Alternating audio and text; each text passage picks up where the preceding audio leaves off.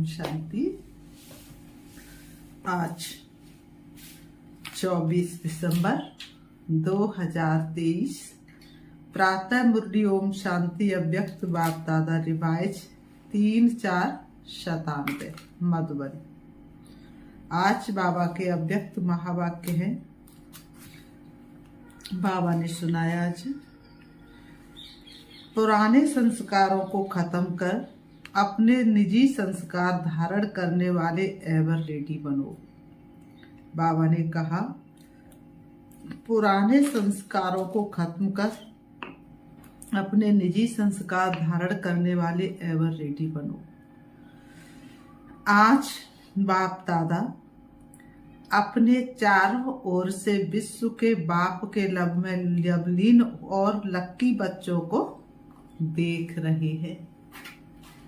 हर एक बच्चे के भाग्य पर बाप को भी ना जाए कि मेरे बच्चे वर्तमान समय इतने महान हैं जो सारे कल्प में, चाहे देवता स्वरूप में, चाहे धर्म नेताओं के रूप में, चाहे महात्माओं के रूप में, चाहे पदमपति आत्माओं के रूप में, किसी का भी इतना भाग्य नहीं है जितना आप ब्राह्मणों का भाग्य है।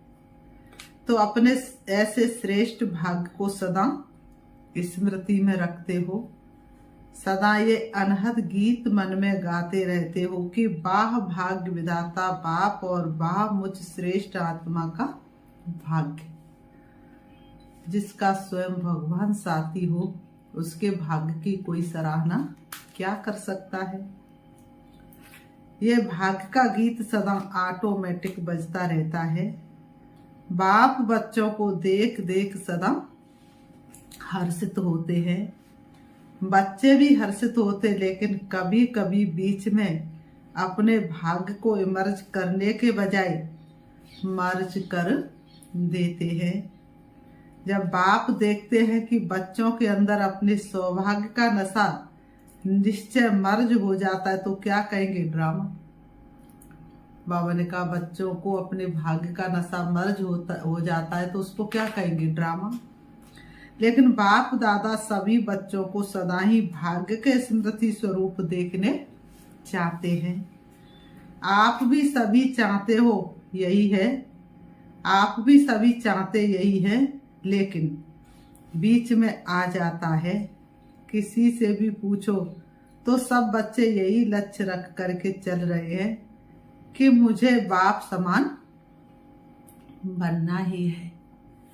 लक्ष्य बहुत अच्छा है। जब लक्ष्य श्रेष्ठ है, बहुत अच्छा है, फिर कभी इमर्ज रूप कभी मर्ज रूप क्यों? कारण क्या?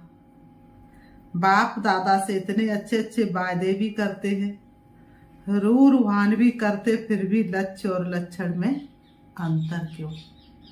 बाप दादा से इतनी रूहान भी करते, वायदे भी करते, फिर भी बाबा कहते लक्ष्य और लक्षण में अंतर क्यों? तो बाप दादा ने रिटर्न में देखा, तो बाप दादा ने रिजल्ट में देखा कि कारण क्या है। वैसे तो आप सब जानते हैं, नई बात नहीं है, फिर भी बाप दादा रिवाइज कराते हैं। बाप दादा ने देखा 3 बातें, एक है सोचना, संकल्प करना, दूसरा है बोलना, वर्णन करना, और तीसरा है कर्म में, प्रैक्टिकल अनुभव में और चलन में लाना, कर्म में लाना। तो तीनों का समान बैलेंस कम है। जब बैलेंस होता है तो निश्चय और नशा इमर्ज होता है, तो और जब बैलेंस कम है तो निश्चय और नशा मर्ज हो जाता है। रिजल्ट में देखा गया कि सोचने की गति बहुत अच्छी भी है और फास्ट भी है। बोलने में रफ्तार और नशा वह भी 75% ठीक है। बोलने में मेजॉरिटी होशियार भी है, लेकिन प्रैक्टिकल चलन में लाने में टोटल मार्क्स कम है। बोलने में तो होशियार है, लेकिन प्रैक्टिकल चलने में मार्क्स कम है।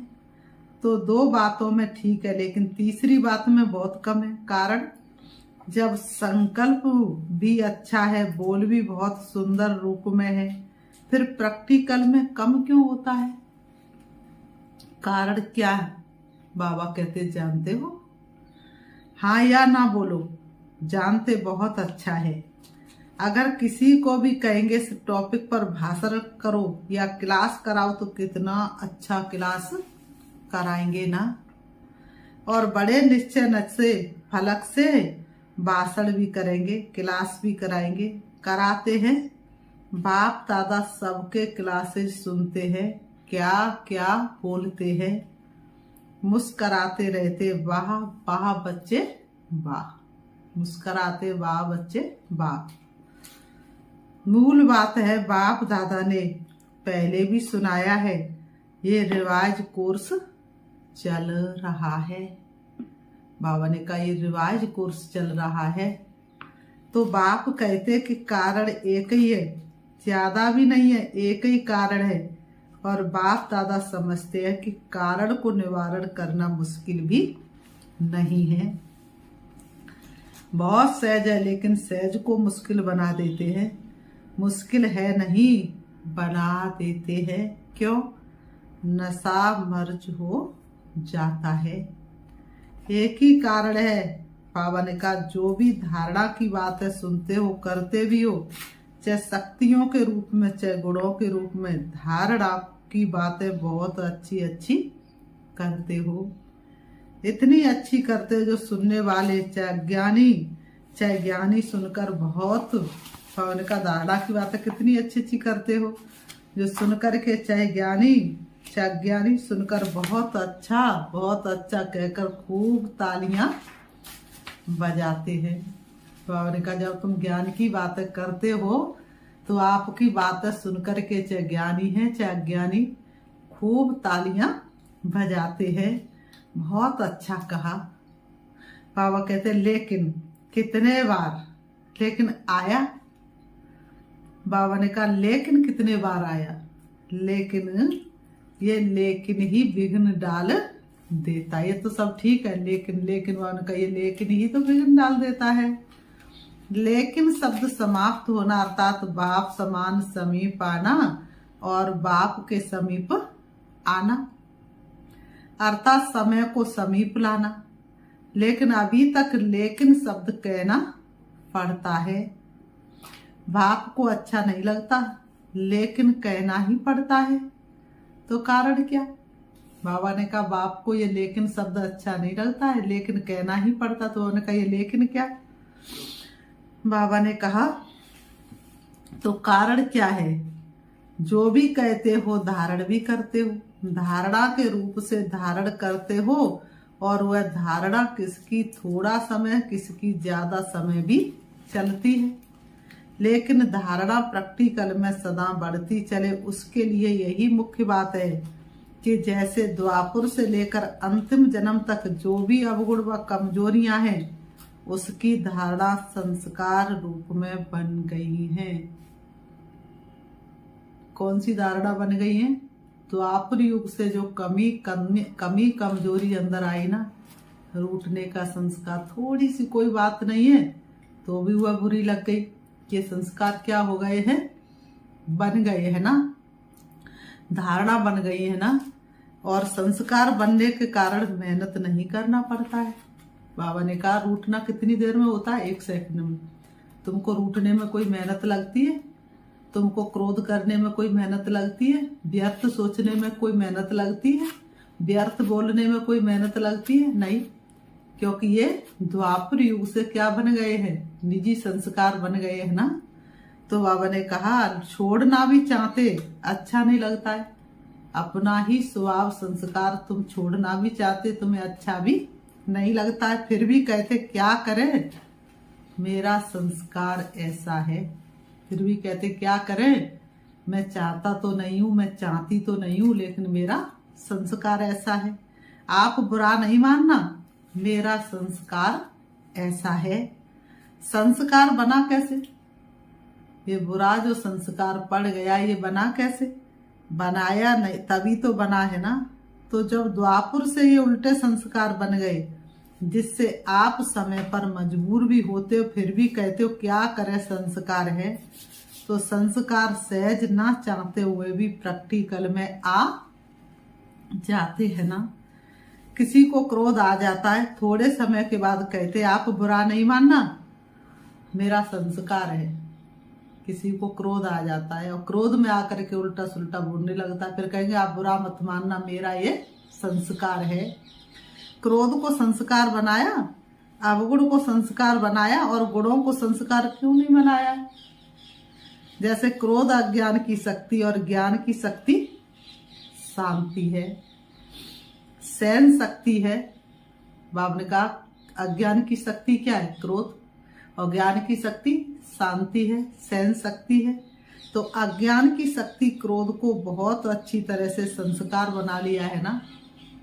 बाबा ने कहा अज्ञान की शक्ति को कौन सी है? क्रोध, और उसको क्या बना लिया है? अपना निजी संस्कार बना लिया है। और यूज भी करते रहते हो, बुरे संस्कार को हमेशा यूज भी करते रहते हो, फिर माफी भी लेते रहते हो।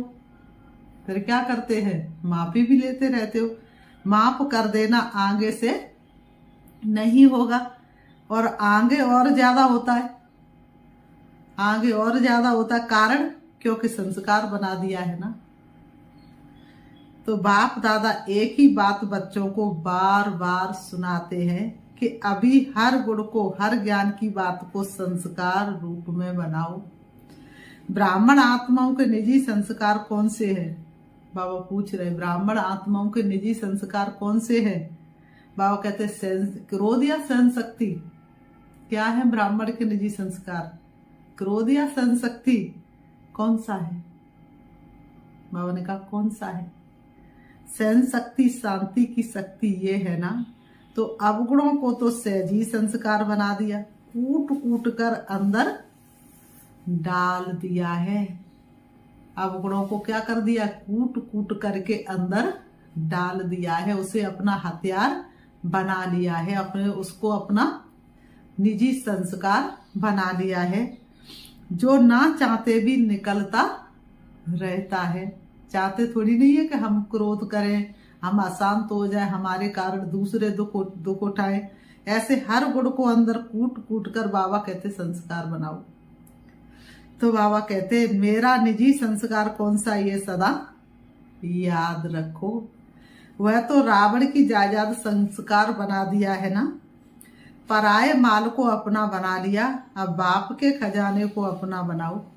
बाबा करे पराये खजाने को अपना, अब पराये माल को अपना खजाना बना लिया है ना, अब बाप के खजाने को अपना बनाओ। रावण की चीज को संभाल कर रखा है। क्रोध किसकी चीज है? रावण की। तो बाबा ने कहा रावण की चीज को संभाल कर रखा है, और बाप की चीज को गुम कर देते हैं ना। क्यों? बाप की चीज को क्या कर देते? गुम कर देते हो। क्यों? रावण से प्यार है। बाबा कहते तुमको रावण से प्यार है। रावण अच्छा लगता है या बाप अच्छा लगता है? पूछ रहे बाबा, बताओ रावण अच्छा लगता है या बाप अच्छा लगता है?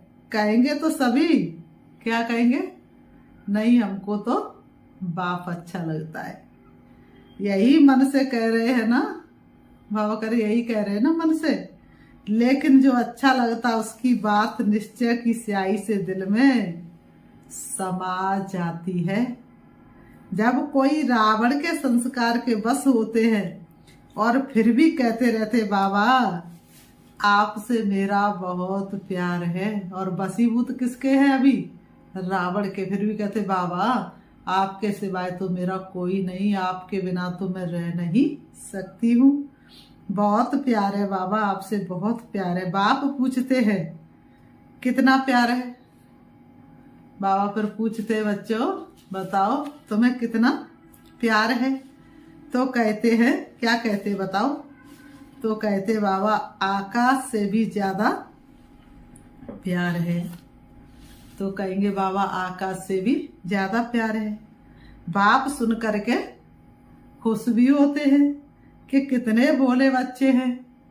फिर भी बाप कहते बाप का सभी बच्चों से वायदा है कि दिल से अगर एक बार भी मेरा बाबा बोल दिया, फिर भले बीच बीच में भूल जाते, लेकिन एक बार भी दिल से बोला मेरा बाबा, तो बाप भी कहते जो भी हो जैसे भी हो मेरे ही हो, ले तो जाना ही है, सिर्फ बाप चाहते हैं कि बाराती बनकर नहीं चलना। क्या बनकर चलना? सजनी बनकर चलना है। बहुत जल्दी बाबा की बारात जाने वाली है। साथी बनोगे या बनोगे बाराती, दुल्हन बनोगे या बनोगे घराती, तो सजनी बनकर चलना। सुन करके तो सभी बहुत खुश हो रहे हैं। अपने ऊपर हंसी भी आ रही है। अभी सुनने के समय अपने ऊपर हंसते हो ना। बाबा की मुरली चल रही है और अपने जो अवगुण है तो सुनते समय हंसी आ रही है ना कि हमारे ही अवगुण है। अपने ऊपर हंसी आती और जब जोश करते हैं तब लाल पीले हो जाते हैं। फिर जोश में होश खो देते हैं। फिर क्रोध आता तो कैसे हो जाते हैं? लाल पीले। लेकिन बाप ने रिजल्ट में देखा कि बच्चों में एक विशेषता बहुत अच्छी है। कौन सी? पवित्रता में रहना। इसके लिए कितना भी सहन करना पड़ा है, कितना भी अपोजिशन करने वाले सामने आए, लेकिन इस बात में 75% अच्छे हैं। कोई गसिया गपोड़ा भी लगाते हैं, लेकिन फिर भी 75% ने इस बात में पास होकर दिखलाया है। अब उसके बाद दूसरा सब्जेक्ट कौन सा आता है? क्रोध। देह भान तो टोटल है ही। बाबा कहते बच्चों में देह भान तो टोटल है ही, लेकिन देखा गया है कि क्रोध की सब्जेक्ट में बहुत कम पास है। बाबा कहते क्रोध की सब्जेक्ट में बहुत कम पास है। ऐसे समझते कि शायद क्रोध कोई विकार नहीं है। सोचते ये कोई विकार नहीं है, ये शस्त्र है, विकार नहीं है। लेकिन क्रोध ज्ञानी तु आत्मा के लिए महाशत्रु है, क्योंकि क्रोध अनेक आत्माओं के संबंध संपर्क में आने से प्रसिद्ध हो जाता है। बाबा कहते हैं और क्रोध को देख करके बाप के नाम की बहुत गिलानी होती है। कहने वाले यही कहते, देख लिया ज्ञानी तू आत्मा बच्चों को, क्रोध के बहुत रूप है। एक तो महान रूप आप अच्छी तरह से जानते दिखाई देता है, ये क्रोध कर रहा है। दूसरा, क्रोध का सूक्ष्म स्वरूप अंदर में ईर्ष्या द्वेष घृणा होती है। इस स्वरूप में जोर से बोलना या बाहर से कोई रूप नहीं दिखाई देता है, लेकिन जैसे बाहर क्रोध होता है तो क्रोध अग्नि रूप है ना, वह अंदर खुद भी जलता रहता और दूसरे को भी जलाता है। ऐसे ईर्ष्या द्वेष घृणा ये जिसमें है वैसे अग्नि में अंदर ही अंदर जलता रहता है। बाहर से लाल पीला नहीं होता, लाल पीला फिर भी ठीक है, लेकिन वह काला होता है। तीसरा, क्रोध की चतुराई का रूप भी है। वह क्या है?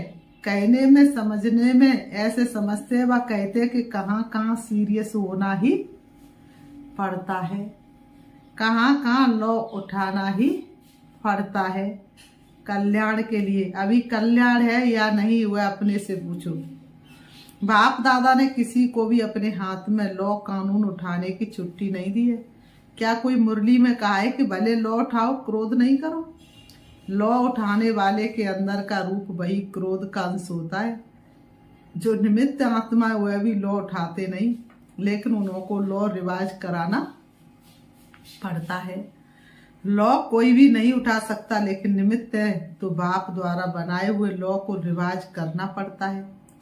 निमित्त बनने वालों को इतनी छुट्टी है, सबको नहीं। बाबा ने कहा जो निमित्त है, बाबा ने जिनको निमित्त बनाया है तो उन्हें क्या करना पड़ता है? सबको संभालने के लिए नियमों को टाइट करना पड़ता है। बाबा ने कहा लेकिन सबके लिए नहीं, सब तो स्वतंत्र है ना, उन्हें कुछ भी जिम्मेवारी तो है नहीं। निमित्त बनी हुई आत्मा ने कुछ भी कहा और सेवा पूरी की और आराम से मौज से रहो। तो बाबा ने कहा निमित्त के लिए है, लेकिन अन्य किसी के लिए नहीं। आज बाप दादा थोड़ा ऑफिशियल शिक्षा दे रहे, प्यार से उठाना, क्योंकि बाप दादा बच्चों के लिए हुए लिखे हुए किए हुए वायदे देखकर सुनकर मुस्कुराते रहते हैं।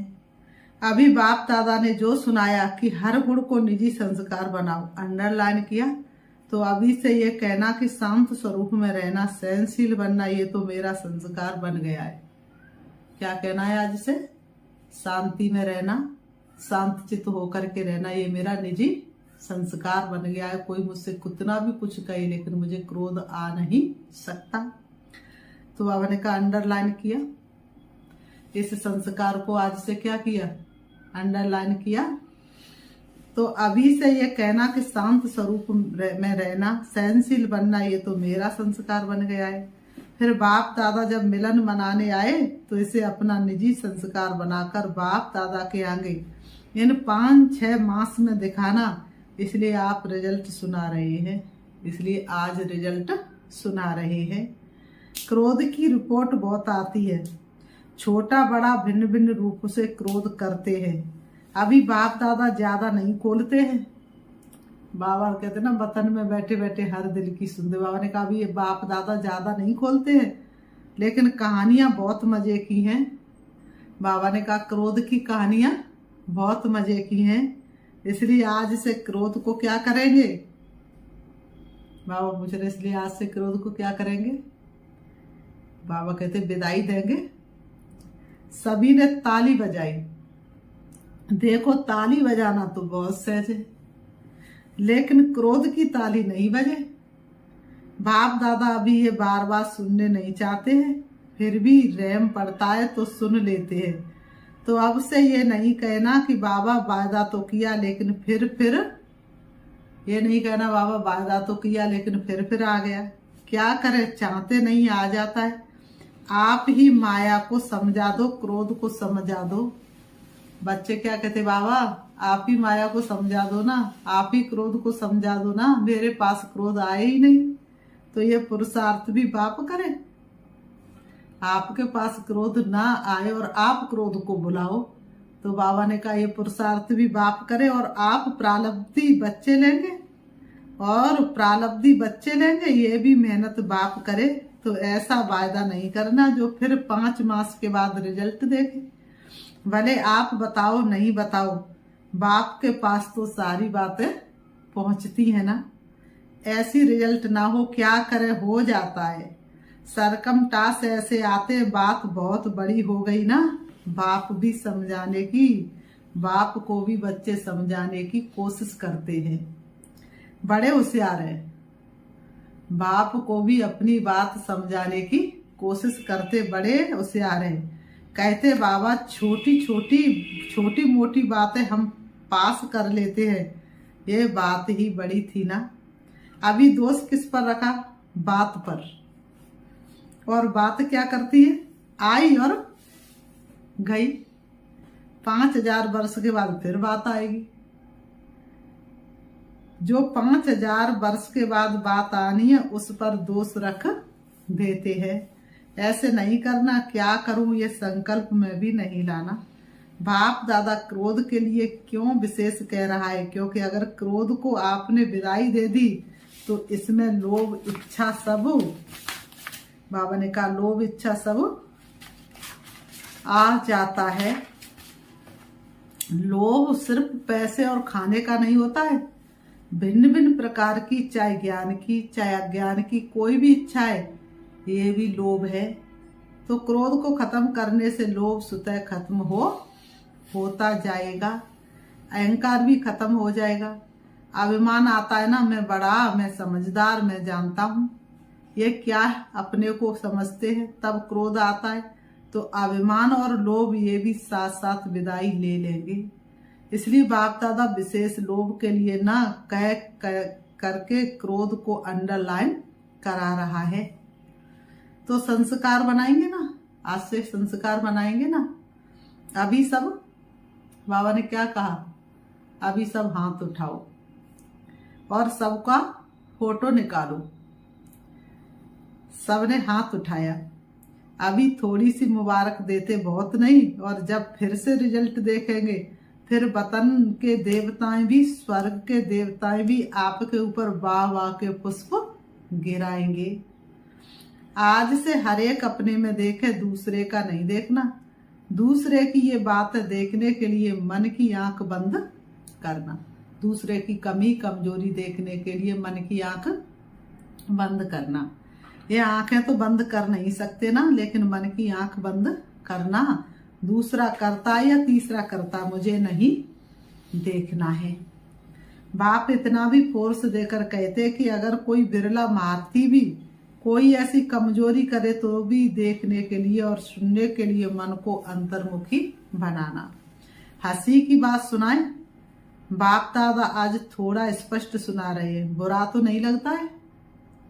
अच्छा, एक और भी स्पष्ट बात सुनाते हैं। बाप दादा ने देखा है कि मेजॉरिटी समय प्रति समय, सदा नहीं, कभी कभी महारथियों की विशेषता को कम देखते और कमजोरी को बहुत गहराई से देखते हैं। जो महारथी हैं उनकी विशेषताओं को तो कम देखते हैं, इनकी कितनी विशेषता, इनका कितना बड़ा त्याग है, इनकी कितनी तपस्या है, लेकिन थोड़ी सी उनकी कोई कमजोरी होगी तो उसको ज्यादा देखेंगे और उस कमजोरी को देख करके ही क्या करेंगे, फॉलो करेंगे। फॉलो करते एक दो से वर्णन भी करते हैं कि क्या है, सबको देख लिया है, क्या कहेंगे, देख लिया है सबको, दीदियों को भी देख लिया है तो बड़े भाइयों को भी देख लिया है, क्योंकि कमी कमजोरी ज्यादा देखते हैं ना, विशेषता को देखते नहीं, त्याग को देखते नहीं। मारती भी करते हैं, हम तो है ही पीछे, हम तो कल से सेंटर पर आए हैं, तो हमारे अंदर ये कमजोरी है तो क्या बड़ी बात है, उनके अंदर तो इतने समय से सेंटर पर समर्पित है तो भी इतनी बड़ी कमजोरी है। अभी मारती जब बदलेंगे ना तो हम भी बदल जाएंगे। लेकिन महारथियों की तपस्या, महारथियों का बहुत काल का पुरुषार्थ उनको एडिशन मार्क्स दिलाकर भी पास विद ऑनर कर लेती है। इतने लंबे समय का पुरुषार्थ है ना, एक एक बूंद जमा हुई होगी ना तो भी तो उनका घड़ा भर गया होगा ना। अब आप इसी इंतजार में रहेंगे कि महारथी बदलेंगे तो हम बदलेंगे, तो धोखा खा लेंगे। इसलिए मन को अंतर्मुखी बनाओ। समझा? ये भी बाप दादा बहुत सुनते, देख लिया देख लिया। हमारी भी तो आंखें हैं ना, हमारे भी तो कान है ना, हम भी बहुत सुनते हैं, लेकिन महारथियों से इस बात में रीस नहीं करना। अच्छाई की रेस करो, बुराई की रीस नहीं करो, नहीं तो धोखा खा लेंगे। बाप को तरस पड़ता है क्योंकि महारथियों का फाउंडेशन निश्चय अटूट अचल है। उसकी दुआएं एक्स्ट्रा महारथियों को मिलती हैं, इसलिए कभी भी मन की आंख को इस बात के लिए नहीं खोलना। बंद रखो, सुनने के बजाय मन को अंतर्मुखी रखो। समझा? चारों ओर के सर्व बाप दादा के लवलीन आत्माएं, सर्व बाप के सेवाधारी आत्माएं, सर्व सहज पुरुषार्थ को अपनाने वाली श्रेष्ठ आत्माएं, सदा बाप समान बनने के लक्ष्य और लक्षण को समान बनाने वाली बाप के समीप आत्माओं को बाप दादा का बहुत बहुत याद, प्यार और नमस्ते। रूहानी हम बच्चों की रूहानी बाप दादा को याद, प्यार और नमस्ते नमस्ते नमस्ते। आज की मुरली से वरदान है, सबको अमर ज्ञान दे, अकाल मृत्यु के भय से छुड़ाने वाले शक्तिशाली सेवाधारी भव। सबको अमर ज्ञान दे, अकाल मृत्यु के भय से छुड़ाने वाले शक्तिशाली सेवाधारी भव। स्पष्टीकरण, दुनिया में आजकल अकाल मृत्यु का ही डर है। डर से खा भी रहे हैं, चल भी रहे हैं, सो भी रहे हैं। ऐसी आत्माओं को खुशी की बात सुनाकर भय से छुड़ाओ। उन्हें खुशखबरी सुनाओ कि हम आपको 21 जन्मों के लिए अकाल मृत्यु से बचा सकते हैं। हर आत्मा को अमर ज्ञान दे, अमर बनाओ, जिससे वे जन्म जन्म के लिए अकाल मृत्यु से बच जाए। ऐसे अपने शांति और सुख के वाइब्रेशन से लोगों को सुख चैन की अनुभूति कराने वाले शक्तिशाली सेवाधारी बनो। स्लोगन, याद और सेवा का बैलेंस रखने से ही सर्व की दुआएं मिलती हैं। याद और सेवा का बैलेंस रखने से ही सर्व की दुआएं मिलती हैं। दिल से देते चलो दुआएं, सबका भला हो, सब सुख पाए। दिल की दुआओं में बड़ा ही असर है। अच्छा, ओम शांति। अभी हम बाबा को याद करते हैं आज की मुरली के अनुसार। बाबा ने इतनी अच्छी महावाक्य चलाई। बाबा ने कहा, बच्चे काम को तो कहते हैं महाशत्रु, लेकिन क्रोध को महाशत्रु नहीं मानते हैं। आज बाबा ने पक्का वायदा कराया, क्रोध को विदाई देनी है और शांति को, सहन शक्ति को अपना निजी संस्कार बनाना है। अपने आप को बहुत सुंदर सम्मान देंगे। मैं आत्मा शांत स्वरूप हूँ। शांति मुझे आत्मा का निजी संस्कार है। शांति की शक्ति से मैं आत्मा स्वयं के किसी भी कमजोर संस्कार को समाप्त कर सकती हूँ। वास्तव में मैं शांति की पूजी हूँ। शांति मुझे आत्मा का निजी संस्कार है। मैं आत्मा शांति के सागर श्री बाबा की सबसे प्रिय संतान हूँ। सृष्टि रंगमंच पर मैं पाठ बजा रही हूँ। सारे अशांत संसार को शांति का दान देने के लिए मैं आत्मा शांति के सागर के पास जा रही हूँ। देह रूपी वस्त्रों से अलग होकर मैं उड़ रही हूँ। मैं पहुंच जाती हूँ शांति के सागर के सन्मुख। हल्के सुनहरे लाल रंग के आसमान में, जहाँ शांति के सागर श्री बाबा शांति की किरणें चारों तरफ फैलाए हुए मेरा आह्वान कर रहे हैं। मैं आत्मा शांति के सागर श्री बाबा के सन्मुख को अपने दिव्य चक्षु से उनको देख रही हूँ। उनकी शांति की किरणें मुझ आत्मा में समाती जा रही हैं और मुझे आत्मा का कोना कोना शांत हो रहा है। मैं आत्मा शांति की शक्ति से भरपूर हो रही हूँ। मेरा अंग अंग शीतल हो रहा है। शांति मुझे आत्मा का निजी संस्कार बनता जा रहा है। मैं संपूर्ण क्रोध मुक्त आत्मा हूँ। मैं व्यर्थ से मुक्त आत्मा हूँ। मैं आत्मा शांति की शक्ति से भरपूर होकर वापस आ रही हूँ। परम धाम से नीचे मैं आत्मा सृष्टि रंगमंच पर आ जाती हूँ। आकर के दोनों ब्रह्म के बीच ब्रकुटी में विराजमान हो जाती हूँ।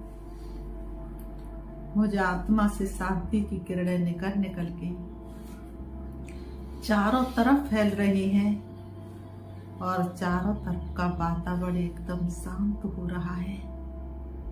सारे विश्व की आत्माओं के पास मेरी शांति की किरणें पहुंच रही है और एक एक आत्मा शांत हो रही है। ओम शांति।